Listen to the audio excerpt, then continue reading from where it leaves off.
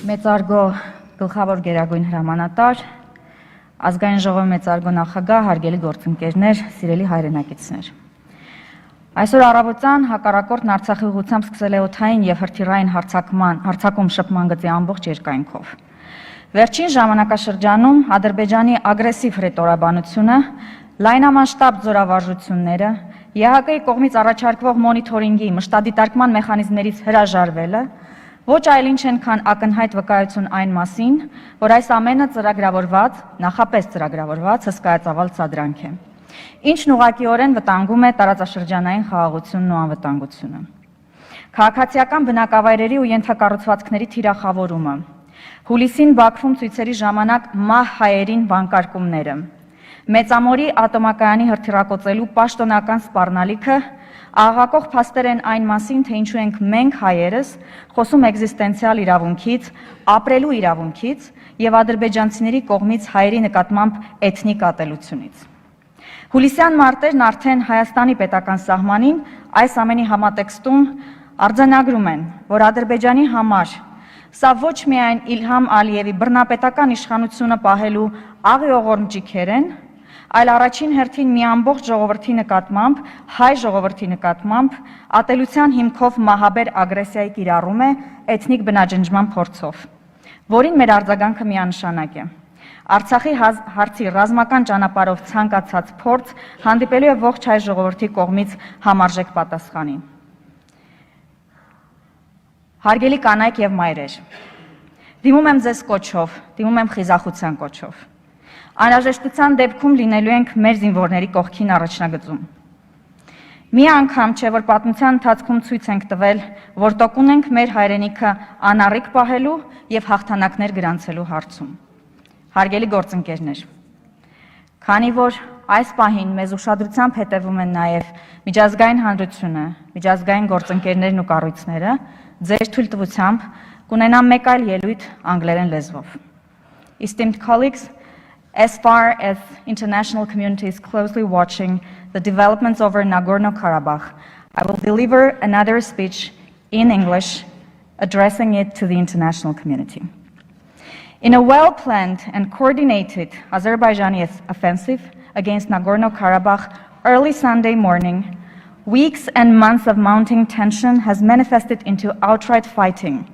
with a serious potential for expanded combat operations that would surpass the April 2016 fighting, which we call four-day war.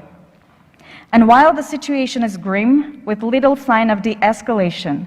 the threat environment is heightened by an even more assertive Turkish posture, which not only encourages Azerbaijan, but also complicates the necessity for a return to diplomacy of a force of arms. After months of bellicose threats and aggressive discourse from Azerbaijani President Ilham Aliyev, in the early morning hours of Sunday, September 27th, the Azerbaijani armed forces launched a coordinated military offensive targeting military positions and civilian areas in Nagorno-Karabakh. This sudden offensive opened with a preliminary massive artillery and rocket barrages that was then followed by an assault on the areas along the line of contact between Karabakh and Azerbaijan that involved the use of armored units in support of an infantry ground assault that was bolstered by the deployment of over 24 UAVs or military-grade drones. After inflicting the initial damage and casualties in the surprise attack at dawn, later in the morning, Karabakh defensive units were able to repulse the offensive, destroying at least 3 Azerbaijani tanks, armored personnel carriers, and downing several weaponized attack UAVs.